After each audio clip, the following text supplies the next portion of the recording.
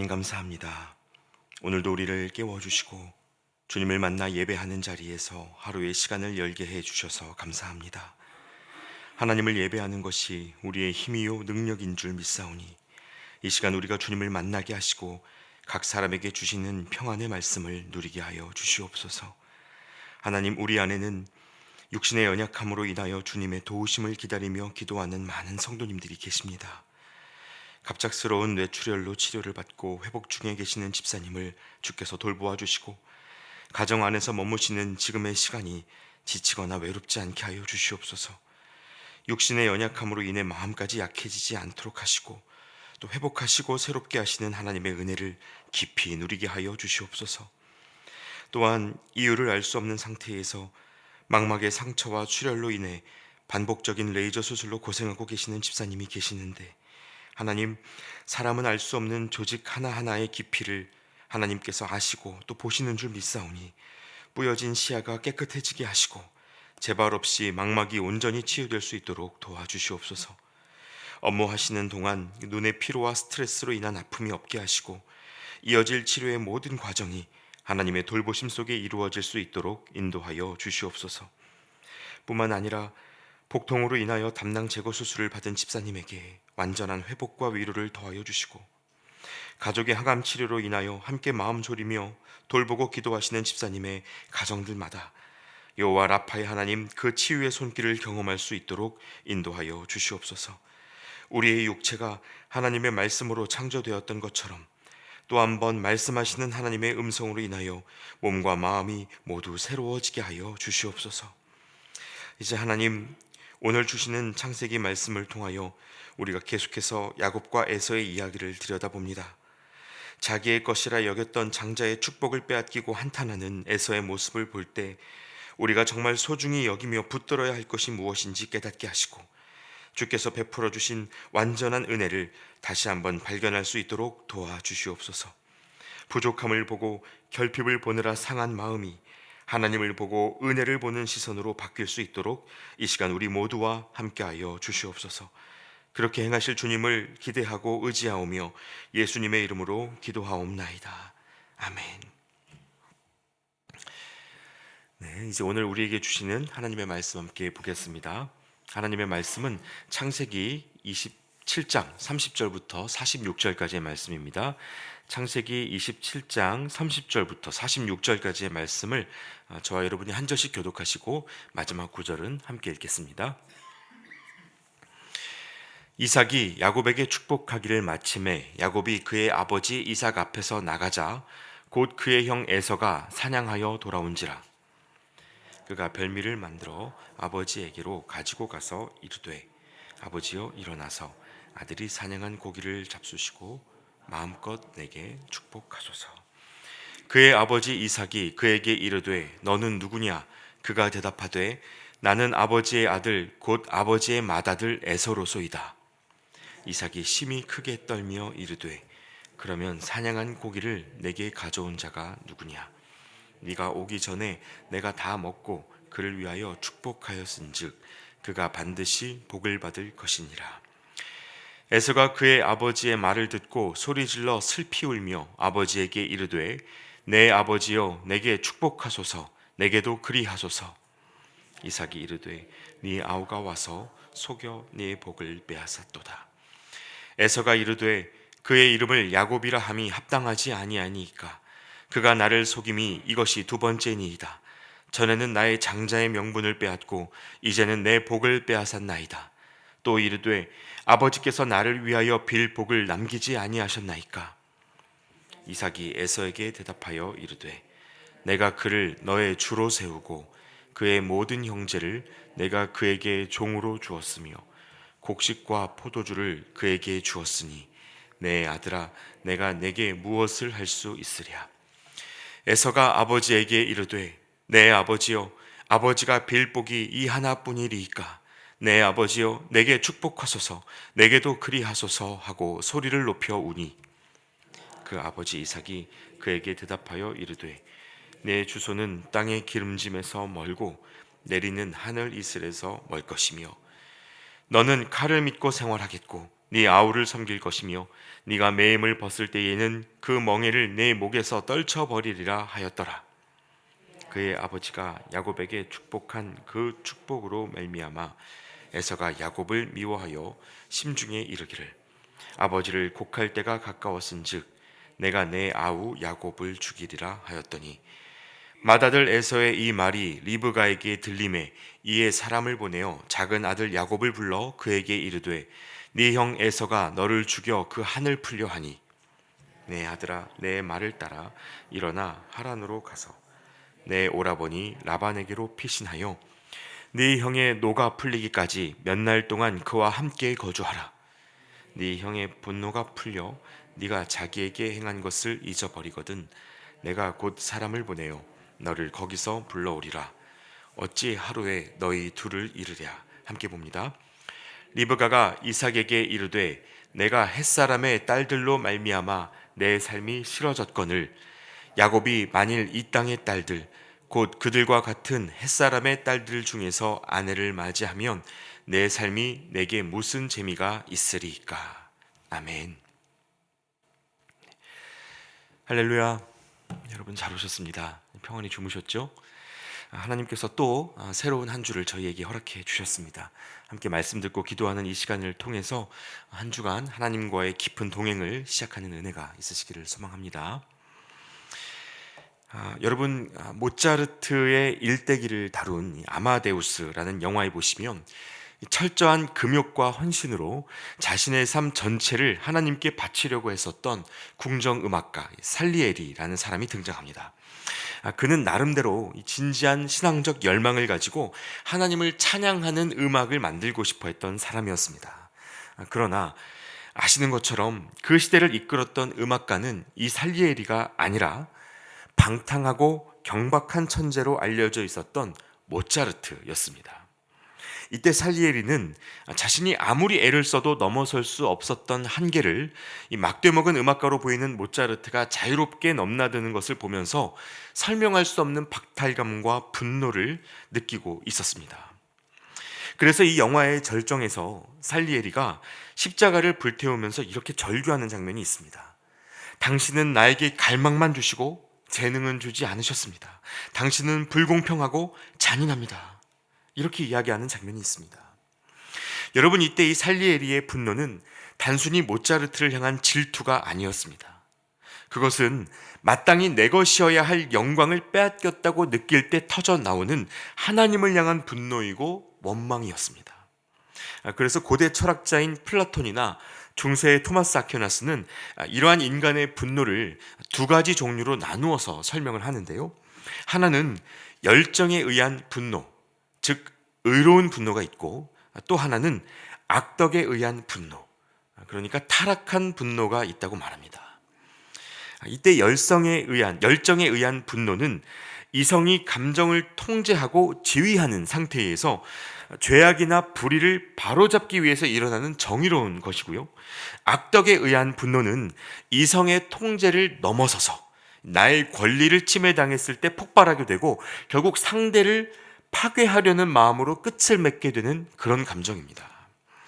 그리고 오늘 우리가 읽은 이 창세기 27장의 본문에도 이렇게 악덕에 의한 분노, 즉 살리에리가 느꼈던 그 지독한 원망과 분노의 원형이 이 말씀에 등장합니다. 바로 야곱에게 모든 축복을 빼앗긴 장자 에서의 분노입니다. 특히 본문 34절을 보시면요, 이때 에서는 이미 야곱에게 모든 축복을 주었다는 아버지 이삭의 말을 듣고 이런 반응을 보입니다. 에서가 그의 아버지의 말을 듣고 소리질러 슬피 울며 아버지에게 이르되 내 아버지여 내게 축복하소서, 내게도 그리하소서. 그리고 이제는 내가 줄 수 있는 것이 남아있지 않다는 말을 듣고 38절 말씀에 또 한 번 이렇게 부르짖습니다. 에서가 아버지에게 이르되 내 아버지여 아버지가 빌 복이 이 하나뿐이리이까 내 아버지여 내게 축복하소서, 내게도 그리하소서 하고 소리를 높여 우니. 말씀이 이렇게 이야기하고 있습니다. 여러분, 글로만 읽어도 그 당시 에서의 비통한 모습이 눈앞에 그려지는 것 같지 않으십니까? 사기친 동생 때문에 이 장자로서의 모든 권한을 잃고 축복을 빼앗긴 에서에게 한편으로는 동정심이 느껴지기까지 합니다. 그런데 여러분, 성경은요, 이때 에서의 슬픔을 그렇게 낭만적으로 포장하지 않습니다.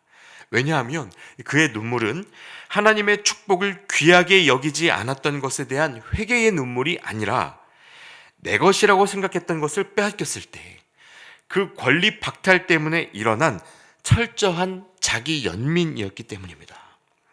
그리고 본문은 이러한 에서의 자기 연민이 어떤 분노로 치닫고 있는지를 정확하게 묘사하는데요. 41절 말씀에 이렇게 이야기합니다.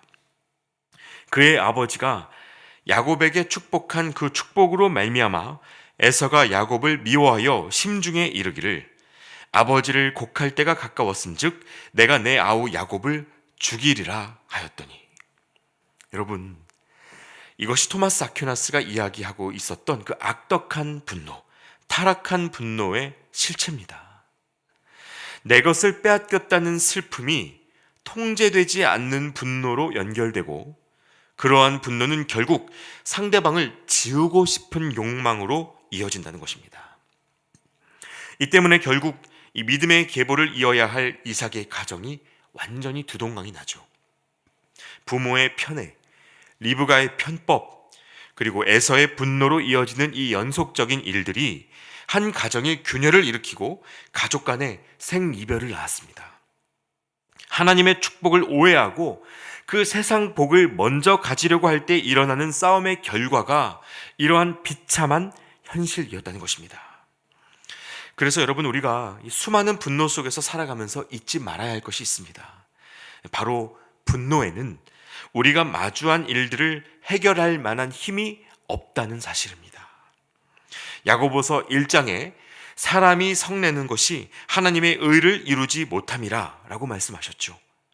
분노는 하나님의 의를 이루지 못하게 하고 오히려 우리가 지켜야 할 최소한의 관계, 삶의 기본적인 터전마저 무너뜨리는 힘을 갖고 있습니다. 그래서 여러분, 우리가 이 분노의 본질이 무엇이고 그 실체가 무엇인지를 잘 들여다볼 필요가 있습니다.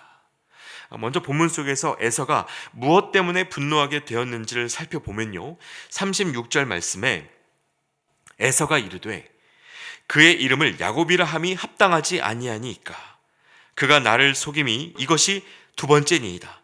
전에는 나의 장자의 명분을 빼앗고 이제는 내 복을 빼앗았나이다. 또 이르되 아버지께서 나를 위하여 빌 복을 남기지 아니하셨나이까 라고 이야기합니다. 야곱이 자신의 장자의 명분을 빼앗고 이제는 내 복까지 빼앗아 갔다라고 이야기합니다. 자기 것을 빼앗겼기 때문에 정당한 분노라는 것이죠. 여러분, 이런 면에서 보면요, 에서가 명백히 피해자로 보이는 것이 사실입니다. 그런데 또 한편으로는요, 질문하게 됩니다. 여러분, 에서가 정말 하나님의 축복을 사모했던 적이 있습니까? 그렇진 않습니다. 창세기 25장 말씀에서 에서가 사냥에서 돌아와 피곤한 상태에 있을 때 에서가 동생 야곱과 이런 대화를 나눈 적이 있습니다. 야곱이 이르되 형의 장자의 명분을 오늘 내게 팔라. 에서가 이르되 내가 죽게 되었으니 이 장자의 명분이 내게 무엇이 유익하리요. 에서에게는요, 이 장자의 명분이라는 것이 자기 몸이 피곤하고 먹을 것이 급하면 언제든지 되팔아 버릴 수 있을 정도의 가치였습니다. 이 가정의 장자에게 영적인 흐름을 잘 이어가야 하는 책임이 있음에도 불구하고 이방 족속의 여인들을 아내로 맞이하고 부모의 걱정과 근심을 이 에서가 크게 신경 쓰지 않았습니다. 물론 그렇다고 해서 야곱의 방법이 정당한 것은 아니었죠. 그러나 분명한 것은 에서의 분노가 본질적으로 하나님과의 관계와 영적 책임을 방기했던 그 자신의 나태함에서 비롯되었다는 사실입니다. 하나님의 사랑을 잃어버려서 그 영적인 갈망 때문에 슬퍼했던 것이 아니고 장자에게 주어지는 이 2배의 재산과 가문의 통치권을 빼앗겼다는 사실 때문에 분노했다는 말입니다. 그래서 히브리서 12장 16절과 17절 말씀에 보시면 그 기자가 에서를 이렇게 평가합니다. 음행하는 자와 혹 한 그릇 음식을 위하여 장자의 명분을 판 에서와 같이 망령된 자가 없도록 살피라. 너희가 아는 바와 같이 그가 그 후에 축복을 이어받으려고 눈물을 흘리며 구하되 버린 바가 되어 회개할 기회를 얻지 못하였느니라. 여러분, 이것이 성경의 평가입니다. 망령된 자였다고 말하죠. 그러니까 여러분, 이 하나님에 대한 열망은 잃어버린 채 하나님이 주실 거라고 믿었던 세상 것들이 사라졌다는 이유로 분노한다는 것은 이 에서의 마음과 삶에서 주인 노릇하는 것이 여전히 팥죽 한 그릇의 수준이었다는 것을 보여줍니다. 그가 표출하는 분노의 그 본질이 단순히 감정이 아니라 그 마음 깊은 곳에 있었던 우상 숭배였다는 것입니다. 그런데 여러분, 성경 속에서 형제들 간의 이러한 분노가 에서에게서만 보이는 것은 아닙니다. 누가복음 15장 말씀에 보시면요, 집 나간 둘째 아들의 형인 맏아들에게서도 이 에서의 분노가 아주 정확하게 반복되고 있는 것을 보게 됩니다. 여러분 모두가 잘 아시는 그 탕자의 비유 속 첫째 아들의 이야기인데요, 당시의 그 비유 속에서 아버지의 유산을 미리 받아서 나갔던 동생이 집으로 돌아왔을 때 기다리던 아버지가 송아지를 잡고 잔치를 벌였습니다. 사실 멀쩡히 살아계신 아버지에게 유산을 요구해서 받아 나간 것만으로도 불효인데, 이 둘째 아들이 그 돈을 창녀들과 함께 놀면서 탕진해버리고 돼지밥을 빌어먹는 신세가 되어서 돌아왔으니 여러분, 이 모습이 얼마나 큰 불효입니까? 그러나 아버지는 그런 아들이 돌아왔다는 이유로 기쁨을 주체하지 못하고 온 동네 사람들을 불러서 파티를 열었습니다. 그때 첫째 아들이 어떻게 반응했습니까? 누가복음 15장 28절 말씀을 세 번역으로 보시면요, 큰 아들은 화가 나서 집으로 들어가려고 하지를 않았다. 아버지가 나와서 그를 달랬다라고 되어 있습니다. 큰 아들은 화가 나서 치밀어 오르는 분노와 박탈감 때문에 아버지의 기쁨에 동참하지를 못했습니다. 사실 여러분, 동생이 다시 돌아오면 기쁜 일 아닙니까? 소식이 끊겼던 가족이 돌아왔다는 사실만으로도 감사한 일이 맞습니다. 그런데 여기에서 그 맏아들이 분노했던 이유, 그것은 에서와 마찬가지로 자기 것에 대한 계산이 있었기 때문이었습니다. 동생이 집으로 다시 돌아왔기 때문에 훗날 자신이 받아야 할 아버지의 유산을 또 떼어주게 되었고, 집 나간 적이 한 번도 없었던 자기를 위해서는 여지껏 염소 새끼 한 마리 잡아주지 않았던 그 아버지에 대한 분노가 있었기 때문이었습니다. 큰아들의 마음을 사로잡은 분노 역시 결국 동생에게 은혜를 베푼 아버지를 향해 있었다는 말입니다. 여러분, 혹시 우리 안에 하나님이 주시지 않은 것들에 대한 분노가 있고 억울함이 있다면 우리 마음이 하나님께 붙들려 있는지, 아니면 썩어 없어질 세상 것들에 붙들려 있는지 돌아보실 수 있길 바랍니다. 하나님 앞에서 내 마음의 본질이 무엇인지를 먼저 발견하시는 것이 중요합니다. 돌아온 탕자의 형이나 오늘 본문 속의 에서나 그 두 사람은 모두 하나님 아닌 것들에 대한 욕심 때문에 하나님을 향하여 분노하는 모습을 보였습니다. 아버지와 함께 살아가고 있다는 그 은혜에 대해 감사를 잃어버리고 더 많은 것을 손에 쥐지 못하는 원망만 남아 있었던 것입니다. 그러나 여러분, 우리에게 있는 모든 것이 은혜로 주어진 것입니다. 저와 여러분에게 있는 이 생명, 오늘이라는 시간, 그리고 그 시간을 통하여 땀 흘리고 얻게 되는 작은 수고의 열매들까지도 은혜 아닌 것이 없습니다. 여러분, 그것을 먼저 보셔야 합니다. 만일 은혜를 잃어버린 마음, 이 감사를 잃어버린 마음이 그대로인데 거기에 우리가 원하는 소유가 부어진다고 하면 그것은 결코 하나님을 아는 데에 도움이 되지 않습니다. 하나님은요, 우상을 숭배하려는 마음에 성소에 제단을 내어줄 만큼 호락호락하거나 비인격적인 분이 아니십니다. 여러분, 하나님이 보시기에는 우리 마음과 몸이 성전이지 않습니까? 하나님이야말로 질투하시는 하나님이시고 분노하시는 하나님이시기 때문에 우리 안에 하나님의 임재보다 다른 어떤 것을 먼저 채워주실 수는 없다는 것입니다. 그러므로 여러분, 오늘 이 에서의 분노를 묵상하시는 동안에 다시 우리 마음이 하나님의 마음에 동참하실 수 있기를 바랍니다. 하나님이 기뻐하시는 일에 기뻐하고 하나님이 슬퍼하시는 일에 슬퍼하는 그 마음의 회복을 먼저 기도하실 수 있기를 바랍니다. 예수님은 하늘의 장자권과 축복을 누리셔야 할 하나님의 독생자, 하나님의 본체시죠. 그러나 그럼에도 불구하고 그분은 그 모든 권리를 십자가에서 찢고 내어주셨습니다. 예수님이 십자가에 못 박히실 때 사람들에 대한 하나님의 정상적인 반응은 분노와 심판이어야 마땅해 보이는데, 그러나 주님은 십자가 위에서 이렇게 기도하셨습니다. 아버지, 저들을 사하여 주옵소서. 자기들이 하는 것을 알지 못함이니이다. 그러니까 하나님의 고통은 십자가 위에 육신이 찢기는 아픔보다 그 마음을 모른 채 살아가는 우리의 무지함과 악함 때문에 느껴지는 아픔이 하나님께 더 크셨다는 것입니다. 그런 우리의 모습이 너무 마음 아프시고 슬프셔서 여전히 그분을 못 박는 우리를 위하여 스스로 생명을 내어주셨다는 것입니다.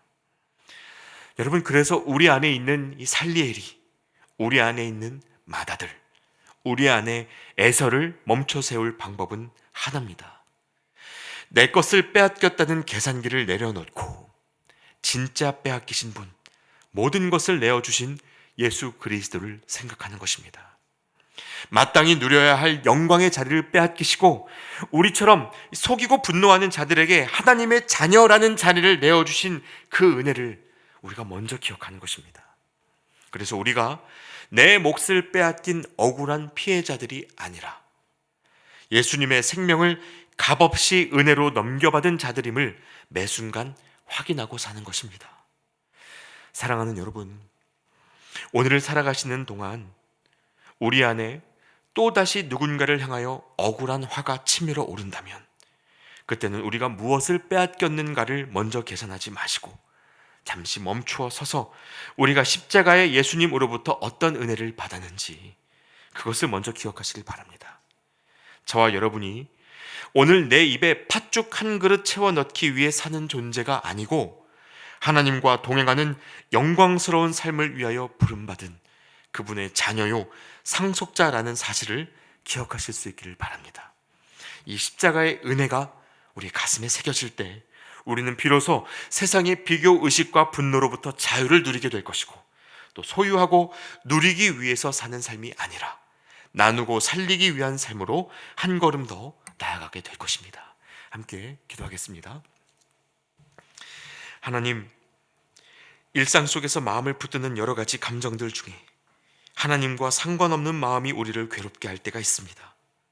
자신과 서로를 비교하고 내게 허락되지 않은 것들이 보일 때 일어나는 분노가 있습니다. 주님, 우리 안에 있는 이 에서의 마음을 잘 분별할 수 있도록 지혜를 주시고 문제를 보고 결핍을 보기보다 은혜를 바라볼 수 있는 믿음의 눈이 열리게 하여 주시옵소서.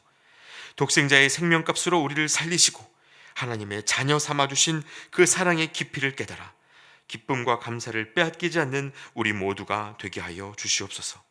지금도 우리 곁에 계시는 예수 그리스도의 이름으로 기도하옵나이다. 아멘. 계속해서 함께 기도하시겠습니다.